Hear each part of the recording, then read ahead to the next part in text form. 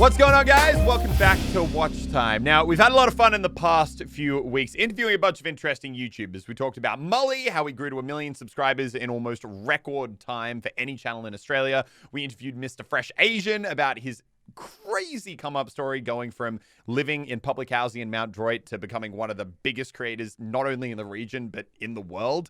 And today, we've got a very, very special guest for you. That's right. We're going to be interviewing me. About my cover story. More interestingly, actually, Grace has put together a bunch of questions to talk about kind of my experience growing my YouTube channel, going from playing games as a kid to where I am today. And yeah, I don't really know what to expect, but hopefully there'll be some interesting stuff. I'm excited to interview Elliot today, guys.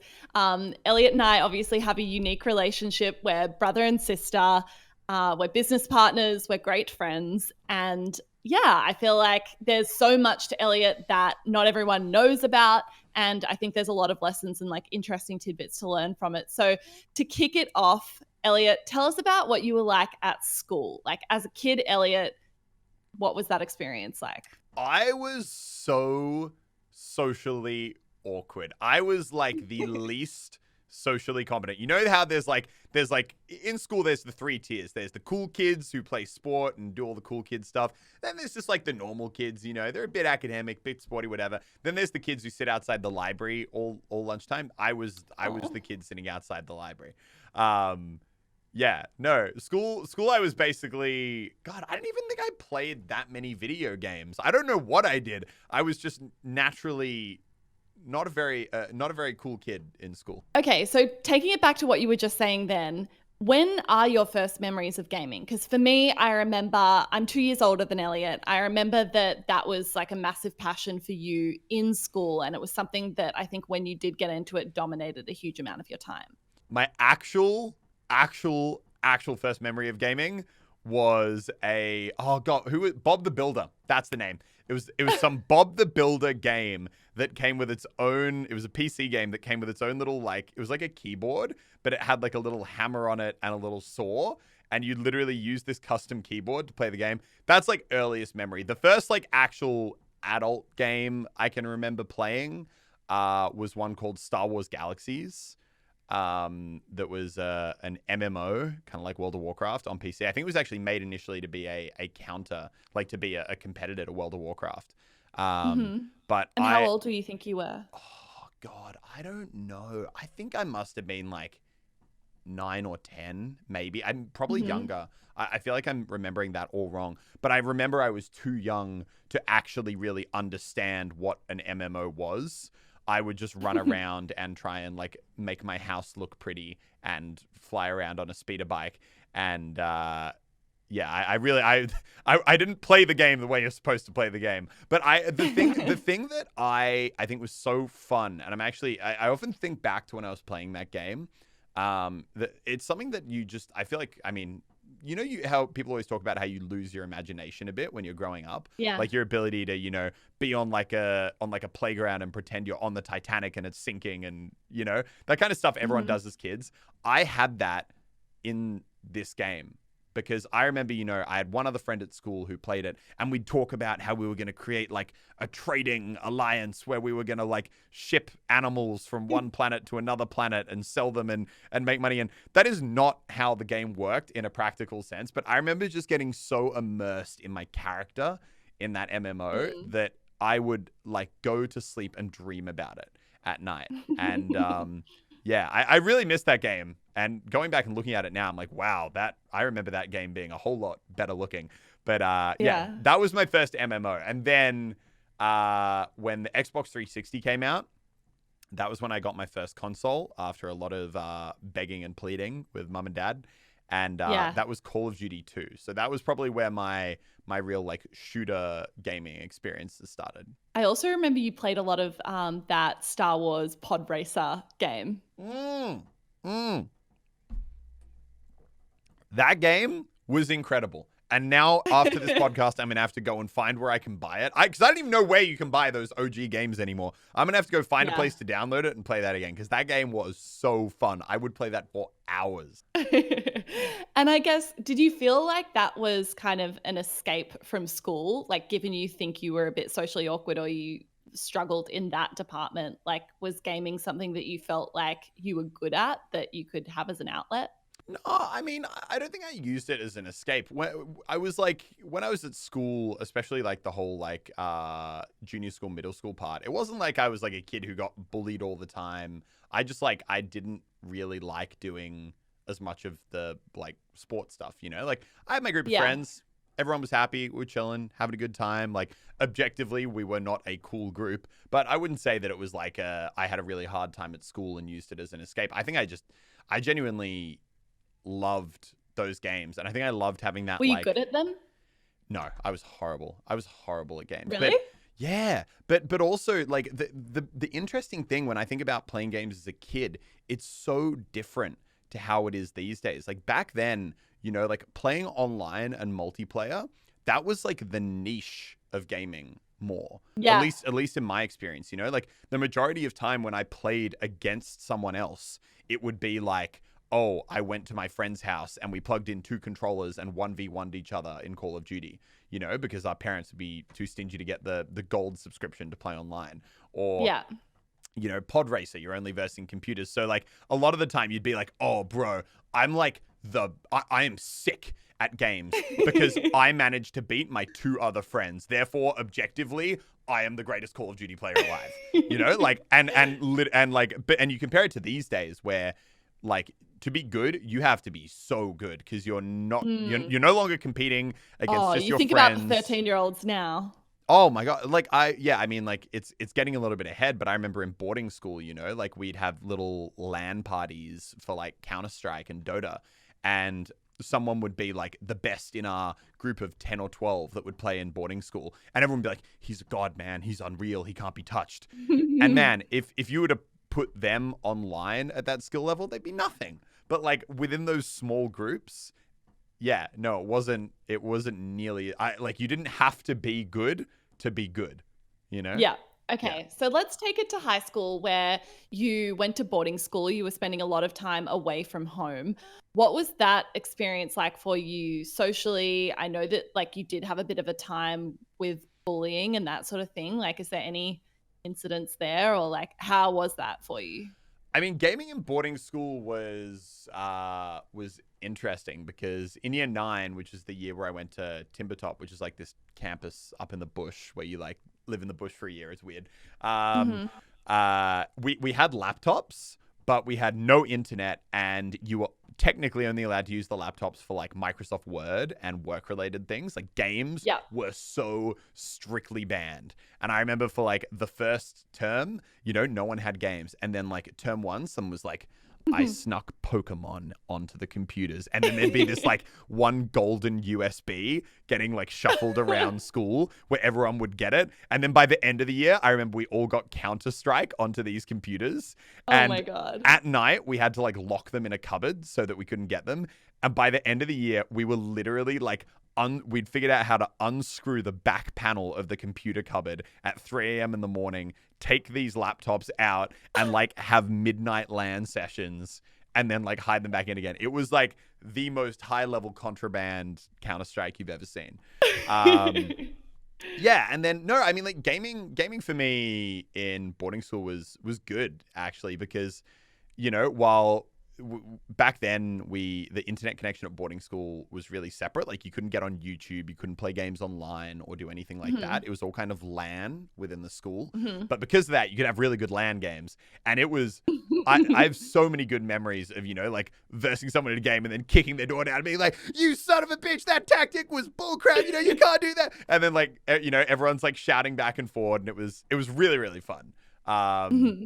Yeah. And socially, what was high school like for you? I know you had like a couple of experiences that weren't so positive. So like, I feel boarding schools more than any other thing in school are like all about hierarchy. Like, you know, in schools, like where you go for the day, like a hierarchy exists. But, Yeah. you know, with like the cool kids and the less cool kids. But I feel like boarding school more than anything, because you're literally living with people, eating with people, doing everything every single day. An absolute hierarchy happens there, way more than you normally get in any other. Where did you feel like you were on the hierarchy? Oh, I was like low. But like, but the interesting thing with me is, right, so probably the guy who liked to, you know, swing around the most and, you know, try and like be the head of the hierarchy was a kid called Sean. You know, comes from like billionaire parents, so doesn't have to worry about school, and, you know, can just go and get jacked at the gym all day. But here's the thing, like a lot of the time the hierarchy wouldn't really, you know, matter that much. It would just kind of be like, you know, person higher in the hierarchy tells you to go do something or tells you to go away, and like you do it. But like, I mean, you know me, and probably most people who know me in real life know me. I am stubborn. I am the most stubborn son of a bitch you will ever meet. I like, just on principle. Like, I could say the sky is green or the sky is purple, and you'd be like, it's blue, and I would refuse to admit that I'm wrong.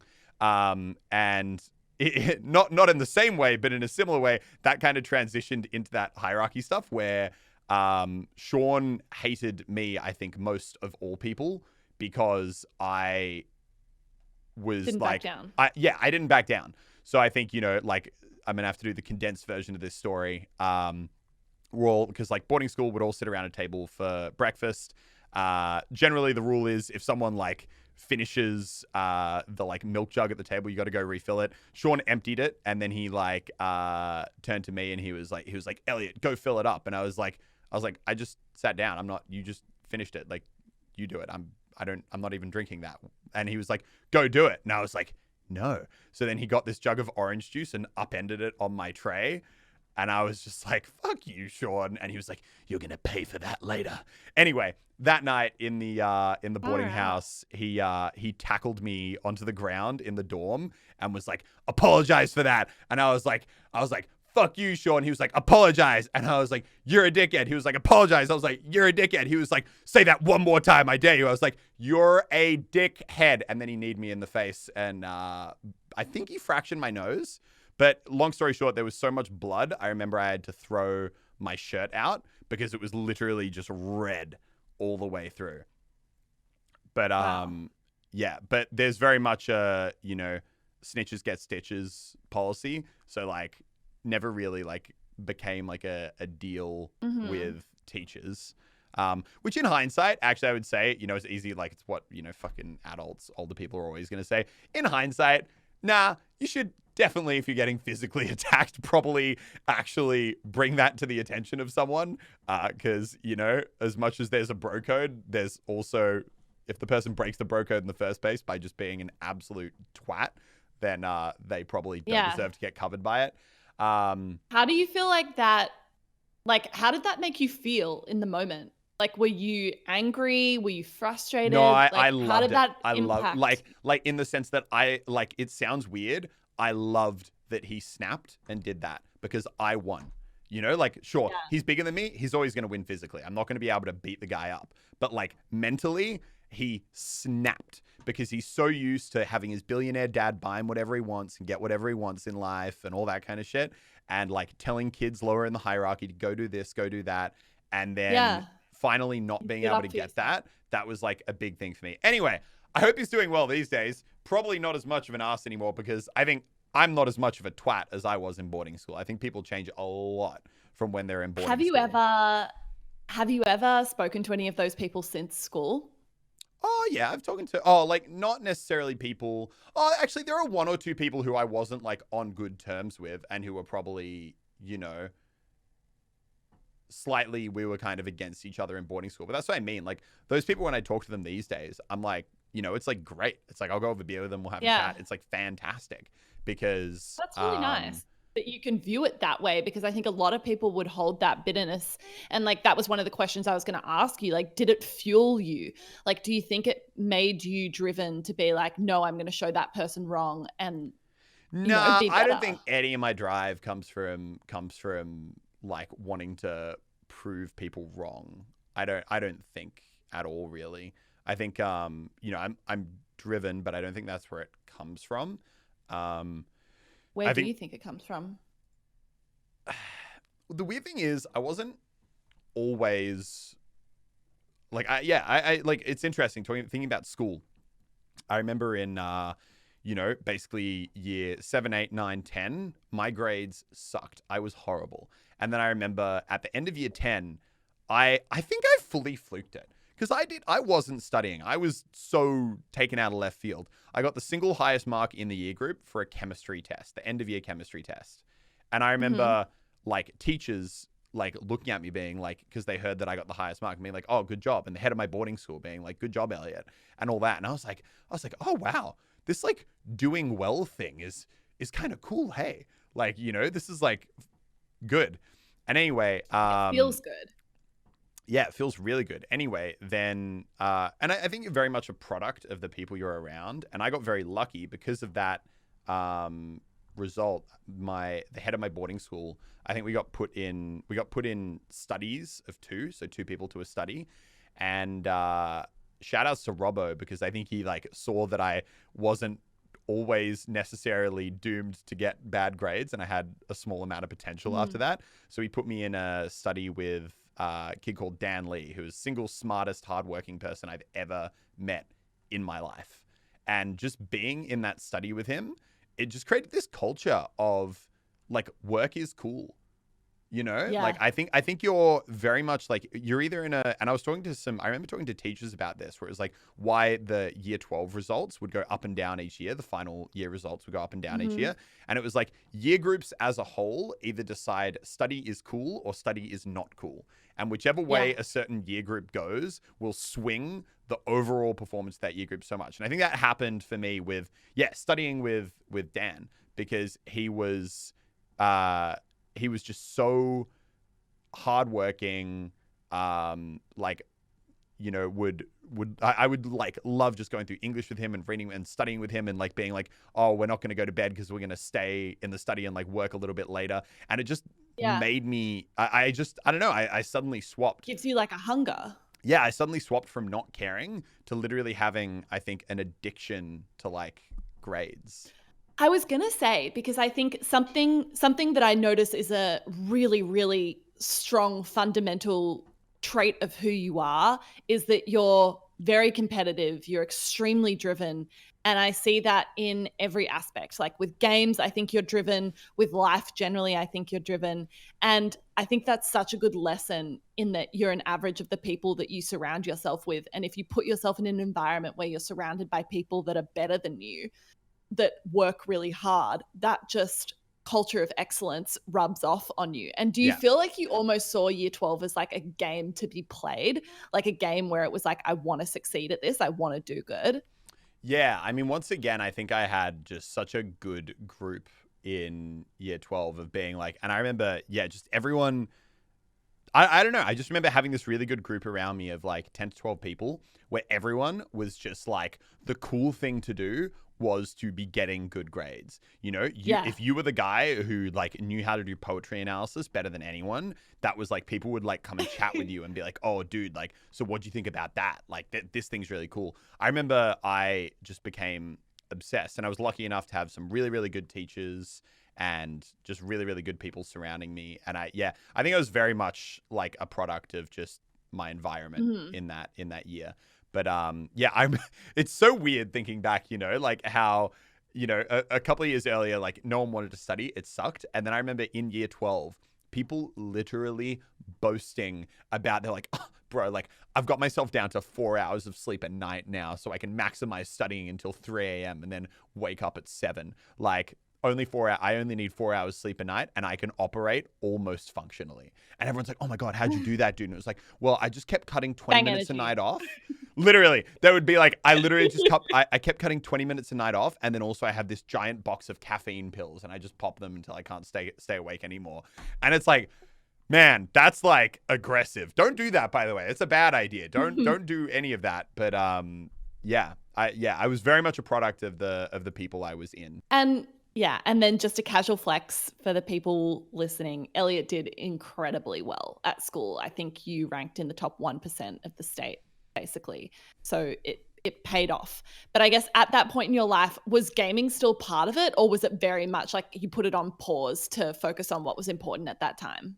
Yeah, I definitely put it on pause. It wasn't a total pause. I remember that was actually around the time where I was getting really into TF2. I started playing TF2, which was my first YouTube game, or it was to be a couple of years later or a year later.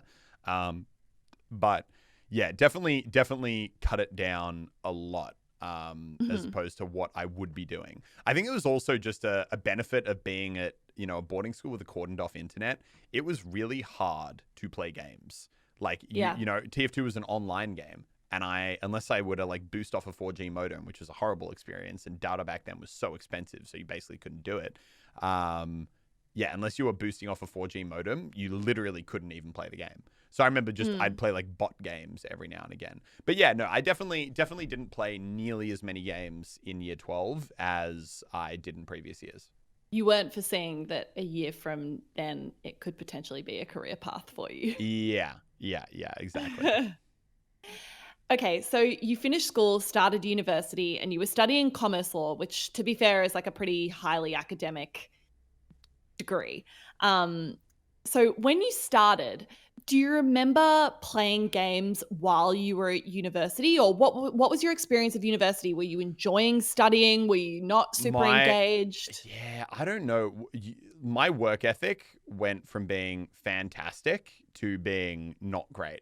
I think I was interested in things, but also yeah, I don't know why my work ethic really didn't go as strong in uni, or maybe it was. I think that's maybe uni. I think it happens to a lot of people. Yeah, I think it happens to pretty much everyone. But yeah, no, I remember I suddenly had a really good internet connection. I had a lot of time sitting in my room under my own supervision, and I developed a very aggressive addiction to Team Fortress 2, and just started playing that game so much.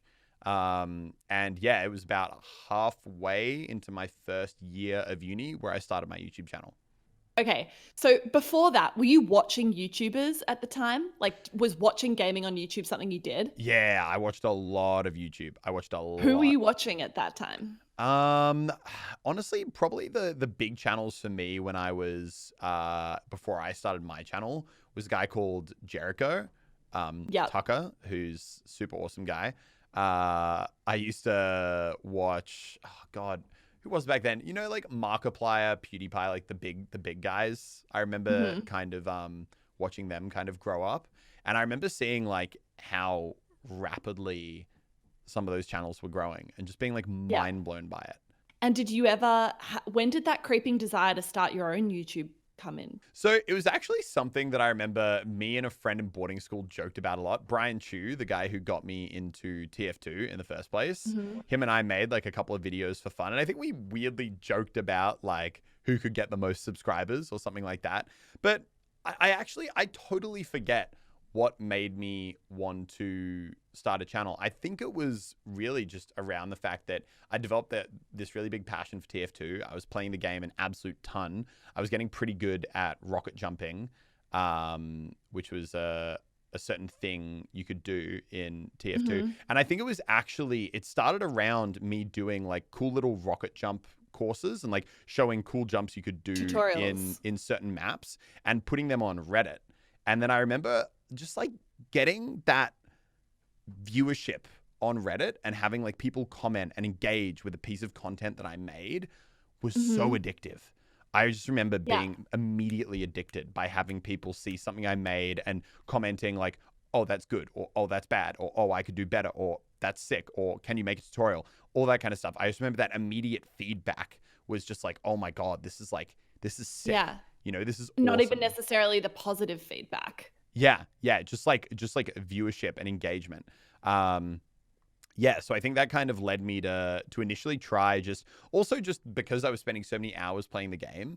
Like I didn't like feeling unproductive. So if I could find a way to make my love of that game a productive thing, then even better, because then I can lie to myself and say that I can play the game as much as I want because I'm being productive. But no, but So I'd do say you remember uploading the first video? I actually don't remember really what my first video was, because you know what's really sad? YouTube deleted it. My first ever Oh. live commentary video, YouTube deleted. I thought it was a rocket jumping tutorial. No, there was so there was initially my first ever live commentary YouTube deleted. There was a couple of rocket jump tutorials. I think it initially started with me posting like a few like little race clips of me just doing cool jumps, and then which I'd then cross post onto Reddit, and I got a few subs from that. And then I made a rocket jump tutorial. Yeah, I don't really remember the exact process behind making those videos, to be honest, but I remember being really excited seeing like 100 views on the video and being like, I'm blowing up, man. Yeah. So what was that experience like when you first uploaded? Did you have like a presence anywhere else to push it and be like, hey guys, I'm uploading on YouTube now? Or was it really purely organic? I would say the TF2 subreddit was actually like crucial in getting that early traction. Which, you know, so like I remember there was like this weird thing that happened. I remember it was like there was a certain map in TF2, and it was like, and someone posted a clip being like, oh, look at this video. I jump from, you know, one end of the map to the other end of the map in 15 seconds.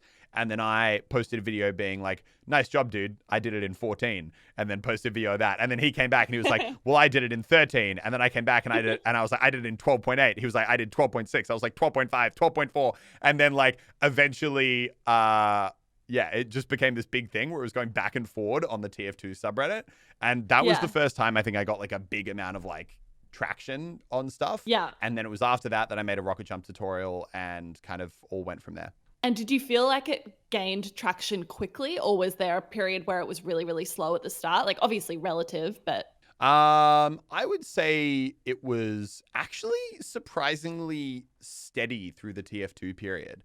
Like I would say I reached the kind of blow up period, like blow up relative to what being big back then was, which was like being in the 100,000s of subscribers, which these days isn't nearly as big. But yeah, I got really lucky because TF2 it had this big community, this really driven community. The two biggest YouTubers for it, Stir and Germa, had just basically stopped making videos. So there was just this hole of people who loved the game, but no one was making content for it.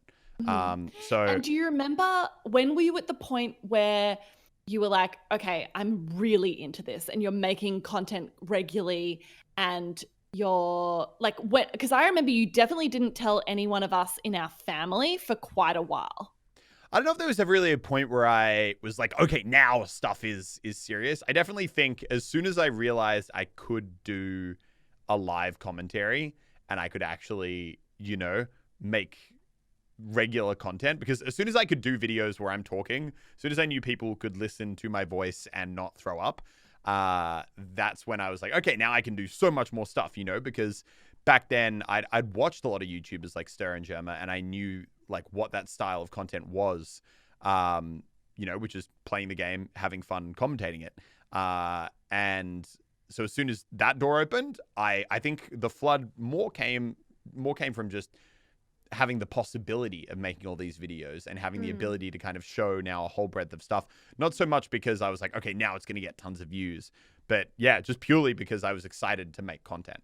But that said, I do remember that you definitely didn't tell our parents for quite a while. Oh, yeah. No, I kept it super low key that I was doing YouTube until, God, I don't even know. Was it like 50,000 subscribers? I think I told I think I told, you know, you and Ilsa and Meg, my other sisters, on like when I had like 10K ish.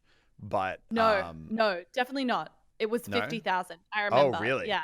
And then I think it might have been you or Ilsa who told Dad, and then Dad asked me, and then I kind of told him from that. So why did you not want to tell your parents? I don't know. I think Dad was always, you know, kind of averse to me playing games, so I think I was a little bit nervous about that. But also just wanting to make sure it was like successful before telling anyone, I guess.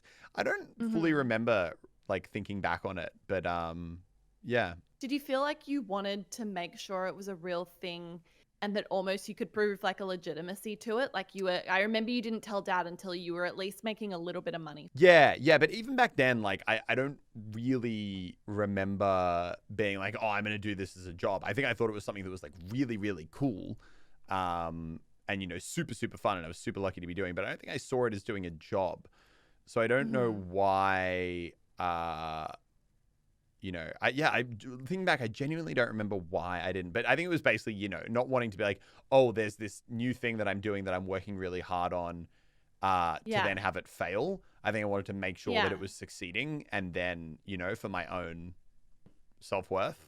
Do you remember when you first got paid from it, or do you remember when you earned an amount where you were like, oh, okay, like I could actually make this at least a part-time job? Yeah, I remember telling dad that I got like $1,000 one month, right? And it was like he was messaging you, right? And being like, oh, Elliot's saying that this YouTube paid him $1,000, and he was like on the phone. And he was like, but is that like in your account, or if they just like said that they're gonna do it? Because like this sounds like a scam. And I remember dad being like, Elliot's saying he got paid US dollars into some PayPal account. He was like, this can't be legit. He's like, is he getting scammed? I was like, no, dad, like he's not getting scammed. It's a legit thing. Yeah, dad took some convincing that playing video games could make money. These days he's like fully on board, amazing. But I remember, I remember he was very, very skeptical. And then I remember we both had internships in Sydney that summer. It was after your first year of uni. It must have been after my third year of uni. And so we were both up in Sydney doing internships. And I remember you were really into YouTube at the time. And it was any time that you weren't at that internship, you were in your room making videos. And I think that was the time when you decided that, okay, I might defer from uni or take a pause and not go back next year. Do you remember that time? Like when were you sort of hitting a tipping point where you were like, okay, I actually want to do this properly? I forget how many subscribers I had or how many views I was getting. I think I was making like a little bit less than minimum wage, but it was like on a trajectory and kind of at a point where, and I think it was actually, I totally forget the exact timing on it, but I remember it was basically moving in a trajectory where I was like, I'm excited enough by it that I really want to do it properly. And like, I think if there's one, it can be a good thing, it can be a bad thing. If there's one personality trait I definitely have, it's if I'm doing something, I'm either doing it or I'm not doing it. I suck at 50-50ing things. So you were a one-track mind. I'm like a one, and that's why like so it's like for me, if I'm doing YouTube, I need to be able to like do it. If I've got this other stuff that I have to like study for and work for and some exam and some project that's coming up, I'm like, oh my God, like I can't study for that correctly because I also need to keep doing YouTube, and I can't push YouTube to the full degree because I have to study. So that like my brain physically doesn't juggle things well. I'm like, I need to go all in if I'm doing something. And so I think it just reached a point where I was like, you know what? I'm excited enough by what YouTube's doing. This has been like a dream for me growing up. I've grown up watching YouTubers thinking like they're absolute rock stars. And this is like something that I never thought could be a reality. There's a small chance now that it could. I'd like to, take 6 months and just like explore it. And I also remember that was around the time where I did my first ever like little sponsored thing with like, it wasn't even like a sponsored deal where the company came to me and was like, we want to work with you. It was an automated thing called Ronku that EA did back in the day, where if you made a video on one of their games right after they released it, they pay you a flat $10 CPM. So if you get like, 50,000 views, you get $500, How good. And I remember back then, dude, $500? I was like, that's wild. I can like go out and like buy a bunch of Nando's and like pay for drinks if I go out drinking for like the next like 2 weeks. That was like crazy, like I could get all sorts of crazy stuff with that. A lot of Nando's. It's a lot of Nando's. So that was around the time where I was like, you know what? I'm going to give it like a proper go. And when you decided that you were going to do it full time, what were you feeling? Were you like scared? Were you excited? Were you relieved? Were you terrified? I think I was largely scared because I think there was suddenly there was this big pressure to make it work. Now I really had to prove that it was a thing. And I think in the short term, that was actually bad. Like, I suddenly changed my thumbnail style to be like really, really like cringy and clickbaity. Because I was like, now like these videos have to get views. So I was like, okay, I need to like do the most clickbaity thing I can. Yeah. And yeah, I remember back then, like it really, YouTube, because I that was the first time I probably had to. 'Cause, I mean, naturally, as I reached a bigger size, you start dealing with hate a bit more. Mm-hmm. And I remember it was right around that time where I had to start dealing with a bit more hate on videos. And How did that go? well, it was hard because back then I was a TF2 YouTuber, right? And I was pretty much the only TF2 YouTuber. And what made that suck is there were these two incredible content creators, Stir and Germa. Like Germa, still like without question, one of the greatest YouTubers to ever come on the scene. Doesn't really make content anymore. But I was basically the follow-up act to two incredible channels. And I wasn't as good. I just factually, my content wasn't as good. And I still don't think my content's as good as the kind of stuff they were putting out back then. Because they were just such like unique people. Do you know them now? Yeah. Like I've met them and I've hung out with them. Super, super nice people. And really, really, really chill. But it sucks because everyone would be like, oh, like, man, I guess Muselk's videos are okay, but I wish Stir was back.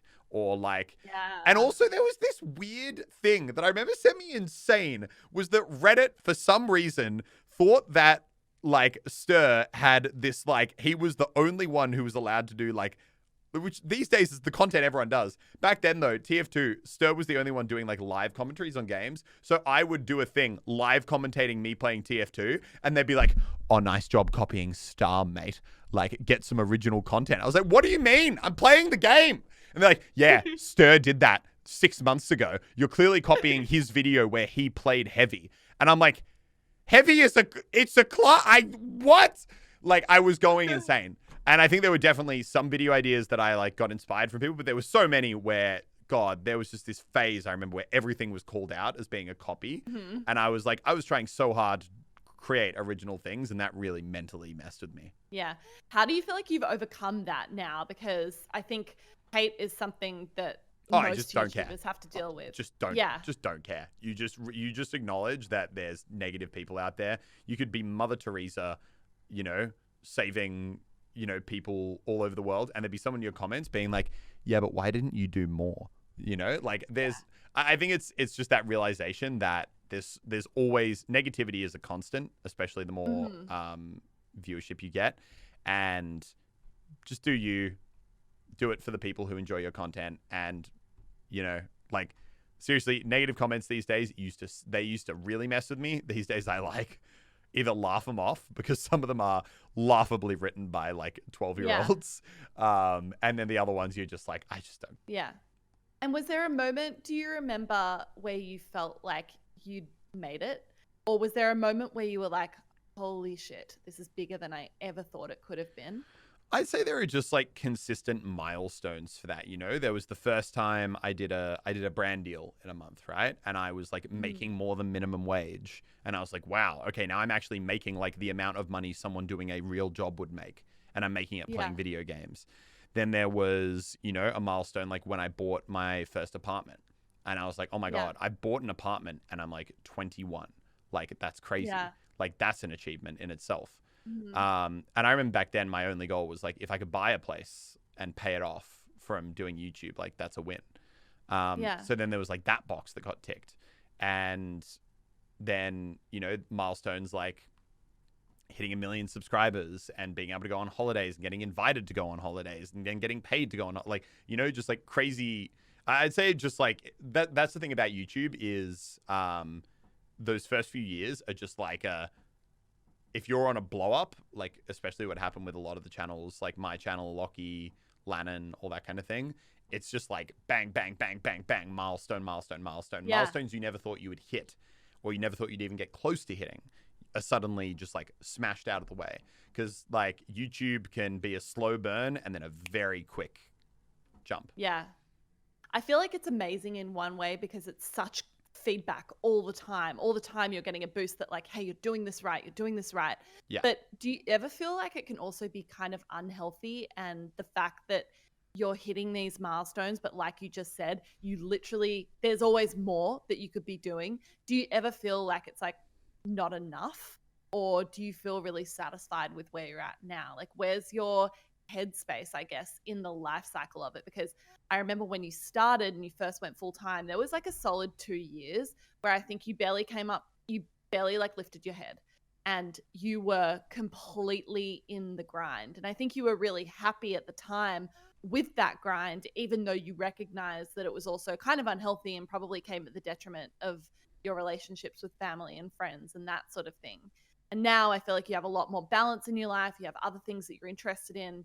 Like, how do you feel like that affected you mentally? Yeah, I mean, I think that back then I was having so much fun with it and I was enjoying it so much that yeah, the grind wasn't a grind, you know? It was just I was loving every second of it. I was like following my daily subscriber numbers and then reading every comment, and you could work 18 hours a day and not even notice. Yeah, because for me, like it was just being constantly feeling like, oh my God, this is like such a unique opportunity. You know, this is a job that I've wanted to do ever since I was a kid.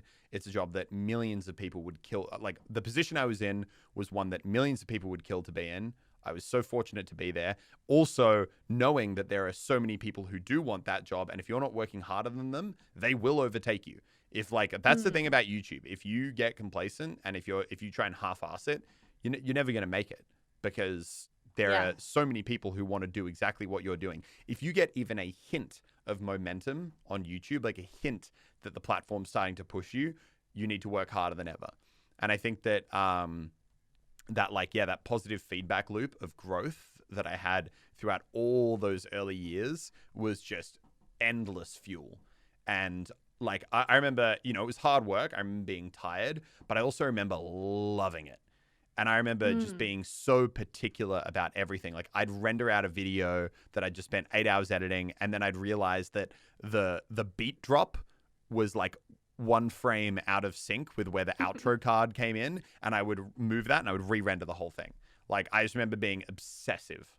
Yeah, I think it's crazy. And one thing I think you've always done really well is never forget that you're in a really lucky position. And like you just said, literally millions of people would kill to be able to do the job that you're doing. And I think that's been an extremely important mindset for you to maintain through knowing you personally, in that even though it's hard, even though sometimes it can really feel like a grind, or you might be presented with opportunities where on face value you might be like, oh, I'm kind of tired, or I don't really want to, you're always able to bring it back to a young 19-year-old Muselk that would have thought that was the coolest thing in the world.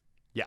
Exactly. I think that was pretty much always it for me. It was just that, you know, growing up, basically realizing that you're living the dream and realizing that you're just lucky as well. Like, you know, as much as there's a lot of hard work that goes into it, a lot of people work really hard. And if you're one of the lucky few who happens to be, like for me, TF2, very much right place, right time. My content was not high enough quality to justify the growth I was getting in those early days. But I just happened to be the only content creator in a community that suddenly lost its two biggest creators, and there was a vacuum that I filled. Yeah. And I'm lucky that happened, because that allowed me to like train myself up over time and use that to grow. But I think if there's one thing that just frustrates me more than anything else, it's seeing like which I always have to remind myself, not everyone is, you know, that same way, which is absolutely fine. You know, not everyone is like, I need to be the biggest, I need to be the best, I need to, you know, grow as much as I can.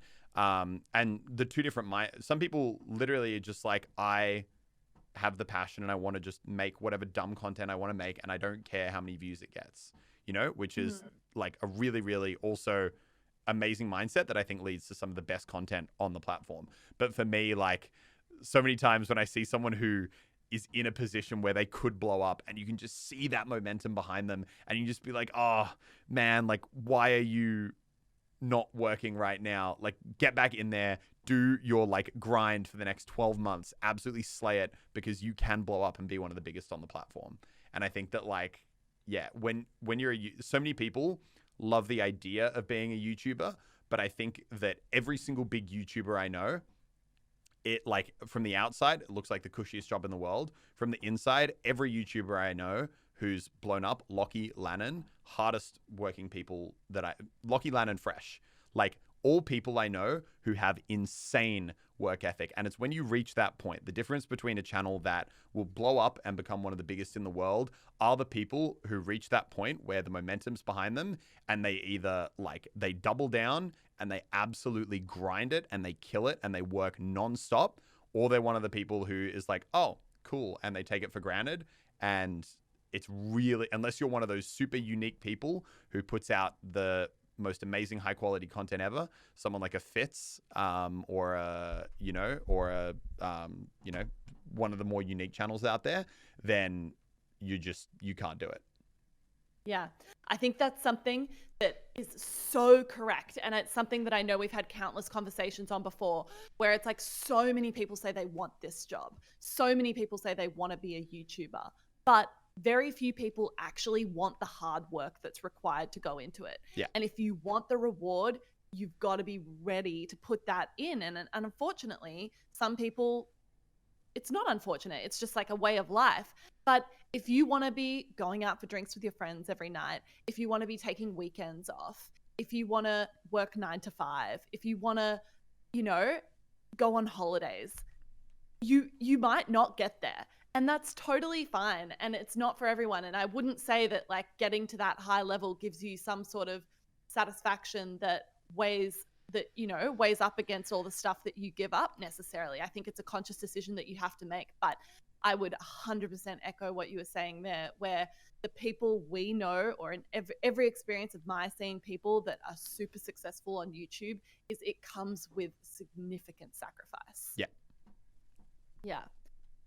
Okay, cool. So I guess that kind of leads into an interesting point that I just wanted to touch on. And I think we'll do an episode on it in totality later. But I think for you, something that I find unique is, obviously you're incredibly passionate about YouTube, but I think you're passionate about business in general. And 3 years ago now, Click Management, our business that we now share, sort of came into existence. And I remember that 6 months before that, you'd messaged me and you were like, hey, I kind of want to start this business. I don't even know if you remember this, but it was right around the time when I'd finished university, and I had 6 months off between finishing university and starting at PwC. And I was about to go on a trip to Italy by myself. And you messaged and you were like, hey, I have this idea. I want to start this, like, platform where advertisers and influencers could come together and do this thing. And you were like, do you want to help me with it? And I remember at the time I was like, what the hell? I've just studied 5 years of commerce and law to go and work a real job. Like, what are you talking about? Do you remember that at all? Yeah, very vaguely. And then I guess, you know, a year later, the idea for Click sort of came into fruition more. But what was sort of your thinking there? Where did that come from? I think it was just, you know, like, I think the whole reason that Click started is, I remember, you know, when I was at that, like, 100,000, 200,000 sub milestone mark, and just kind of like, it's at a critical stage where, you know, you can almost do it as a job, but you also can't really make quite enough money yet to do it. Like, I was still living at mum's apartment. And also just, there's so much crap out there. You know, there's so many dodgy brands who are trying to take advantage of all these young people. And I know I had so many friends who I saw doing YouTube, and they'd come to me and they'd be like, oh, like what should I do here? Like, what's this thing? Should I, you know, do 5 Twitter posts if they give me a free headset, and, you know, all that kind of stuff. But just long story short, I think I'd lived through the stress of, you know, when you're growing up when you're coming up as a YouTuber, it's like we were saying before, working nonstop, working really, really hard. And that's the part you have control of. And then there's this whole other element, which is the branding and the, you know, building your overall business, which, I mean, number one, you might not have the time for, but number two, you also definitely don't have the knowledge on. And I remember just feeling how invaluable it was having a manager at the time, and how much that helped me not only financially in terms of brand deals, but just peace of mind. And it made you actually, I think, just feel more legit. You know, having a manager is something. No, but like, it sounds weird, but you know, everyone's like, "Oh, you're a YouTuber," and it's like blah blah blah, and, like, and this is my manager, and people are like, "Oh, wow, you have a manager." That was it. Back in the day, that's actually kind of what it felt like it took to be considered like doing a serious job. So yeah, but I just made remember, you feel like you had someone on your team. yeah, exactly. But yeah, I also think the real drive for wanting to kick Click off was, I mean, it was never really for me. I don't think like a huge like, oh, this is gonna be like a huge business and make tons of money. It was also just like number one, like I was saying, like recognizing I had a lot of friends who I thought it could help and that it would be really, really useful for. And then also just, like YouTube is great. And it's like we were saying, really hard work. And the thing is, like, it's very repetitive. It's like sit down, play game, record video, edit video, go back, sit down, play video, edit video, record video, make thumbnail, post, cycling day on day on day on day on day when you're doing daily content. So I think I wanted something separate to try and think about and focus on and build. And I think that's why Click was such an exciting idea. Yeah. And what do you think, if you look back on the last 6 years since you uploaded your first video to now, how do you think you've changed? What do you think your vision for like what you're capable of, what you want to do? I mean, I think that now, where I sit right now, I think that, and this is saying that I think that the amount that I worked and the way I did content, every step of the way, I think was, pretty much the way I should have done it. I think that I'm in the lucky position now where my focus is more and more trying to, because I think I came to this realization that basically I've been making videos since I was 2021. And I don't want to get to, and those first 3 years, I was basically locked in a room recording and editing. Same with pretty much every YouTuber I know. And I think it's the past year or two where I've realized I don't want to reach like 30 and be like, hey, what did I do in my 20s? I sat in a room recording and editing for 10 years. And hey, look, I got this big channel, but I didn't really do a lot else. So I think for me, the mindset with YouTube, which is, and once again, I'm very lucky that I have these options and can make these choices, is now, it used to be someone would say, hey, want to come out for drinks? I'm like, nope, don't have time, need to work. Someone would be like, hey, like, do you want to come down to Tassie and visit the grandparents on the weekend? I'm like, nope, sorry, can't do it, don't have time, need to work. Or, do you want to go on a holiday, or do you want to do anything? And I'd be like, look, how many days could we cut this down to so I can get back and get working again? Yeah. Whereas these days, because back then I had this mentality of, if I miss an upload, if one video doesn't go live, I'm done. My channel's over. And I think what YouTube has taught me is like just a much healthier mindset over the past 5 years. So I've gone from hater comments really kind of impacting me, someone being like, your commentary sucks. And I'd be like, oh my God, my commentary does suck. And then that would lead you to like question who you are, and you wouldn't enjoy making videos as much. And also, people would be like, want to come out? I'd say no, I didn't really have a social life. And more, I think YouTube's taught me that, if I do miss an upload one day, the sky isn't going to fall down. It's fine, and that I want to more and more jump on as many kind of opportunities as I can. If I get the opportunity to go to LA for E3, I'm like, you know what? Do I have to fly 20 hours to get there? Is it probably going to be a bit of work on the ground? Yes. But also, it's an awesome, unique experience that I know. I basically try and think back to the person I was 3 or 4 years ago when I got my first brand deal and be like, would I have said yes to that? And like the opportunity to travel and do exciting things was just amazing to me. So I think more and more for me with YouTube, it's trying to find ways where, like now I've got editors, who can help take some of the workload off. I've got someone who helps me with my thumbnails now. It's still like a lot of work and a lot of hours, but I've now got that breathing room. So I try and use that to, be like, hey, let's go get drinks, or hey, let's go to Miami Ultra, and then eventually not go because it got canceled because of coronavirus. Like basically just jumping on more opportunities, embracing kind of going out and doing more. Yeah.